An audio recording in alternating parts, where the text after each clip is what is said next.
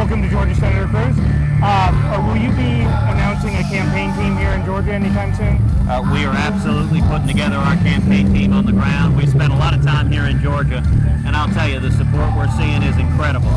We're running a national campaign. We're competing vigorously in the first 3 primary states, Iowa, New Hampshire, South Carolina. We've got phenomenal support there. But we're also putting in place a national team, particularly in the SEC Super Tuesday primary states, including Georgia. I think our Secretary of State is going to be happy that you use the term SEC primary. Do you think that SEC primary helps us get a more conservative candidate? Absolutely yes, and I think Georgia is going to play a central role in making sure that the Republican nominee is a real conservative, a person of principle who tells the truth and stands and fights. You know, every time we nominate someone from the mushy middle, we lose. If one thing is clear, if we nominate another candidate in the mold of a Bob Dole or a John McCain or a Mitt Romney, all of whom are good, honorable men, but what they didn't work. If we do it again, the same millions of conservatives who stayed home in 08 and 12 will stay home in 16, and Hillary Clinton's the next president. I think the way to win is, as Reagan said in 1980, we paint in bold colors, not pale pastels. We stand with a positive, hopeful, optimistic vision that we can turn this country around. We can get back to free market principles and constitutional liberties, and that's what I see happening all across the country. In about a month, we'll have the first Republican primary debate.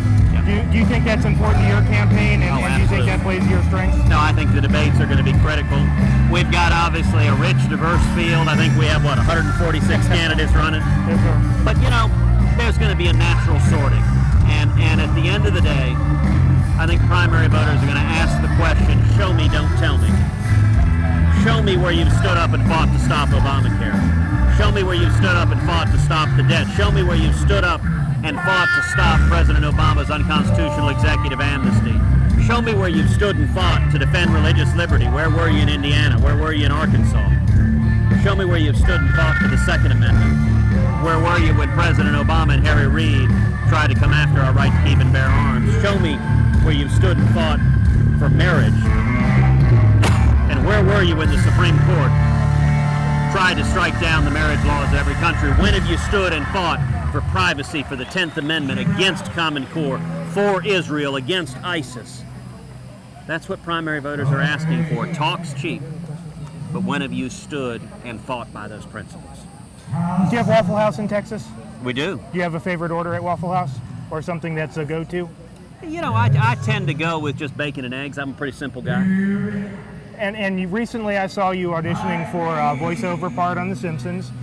Why is The Simpsons important to people of our generation? What connects with people who grew up during the 80s and 90s with The Simpsons? Oh, look, The Simpsons has a wry, sardonic take on life.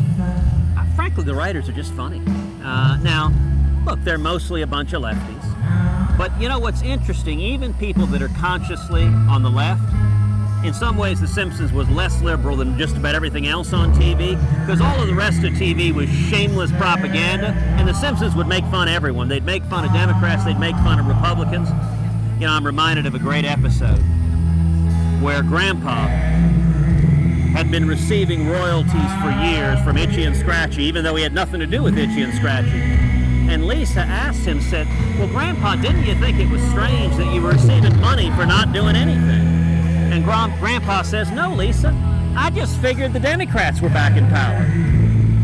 One of the things I like about The Simpsons is, if you watch it, you'll notice that the Simpson family prays over dinner very frequently. Yes. They make fun of the Flanderses, but they still pray before dinner. They do, and as much as, look, all families have tension. Show me siblings that don't fight, and I'll show you people who are Hollywood actors pretending to be siblings. Families have tensions, but even in The Simpsons, at the end of the day, there's love that ties that family together, that ties Homer and Marge and Lisa and Bart and little baby Maggie together, and that's what it takes. That's what a family's all about, is the love between us. And at the end of the day, what would you like the voters of Georgia to know about you today? What I'd say more than anything is that we're at a time of crisis, and what I've tried to do more than anything else is 2 things. Tell the truth, and do what I said I would do. So many people across Georgia, across the country, are fed up with politicians who say one thing and do another. We can't do that. We've got to get back to the free market principles and constitutional liberties that made America great. And I can tell you, our campaign is built on a grassroots army of millions of courageous conservatives. In just 3 months, we've had over 120,000 people go to tedcruz.org, tedcruz.org, contribute online, sign up to volunteer online. That's how we're going to turn the country around. It won't come from Washington. I've seen it firsthand. Washington is broken. We need leaders who demonstrated they can stand up to the Washington cartel. Not just Democrats, not just Obama, but stand up to Republican leaders and stand for the American people, for the Constitution. That's what I've worked hard to do, and I would ask you to come to tedcruz.org, sign up, join us. This is a movement from we the people. That's how we turn our country around. That's all I have for now. Well, while the light's still on, can I take a selfie real quick with it? Sure, and I got to say, I've never done an interview with Charlie Daniels singing Amazing Grace in the back. I mean, it's hard not to be moved by that.